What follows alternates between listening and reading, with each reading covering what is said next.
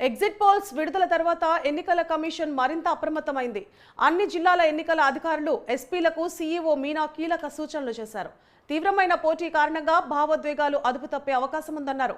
Exit polls ప్రకటన తర్వాత ఉద్రిక్త పరిస్థితులు మరింత పెరిగే ఛాన్స్ ఉందని, ఎలాంటి పరిస్థితినైనా ఎదుర్కొనేందుకు అన్ని జిల్లాల కలెక్టర్లు, ఎస్పీలు సిద్ధంగా ఉండాలని సూచించారు. అధికారులంతా సమిష్టిగా పనిచేసి సవాళ్లను ఎదుర్కోవాలన్నారు.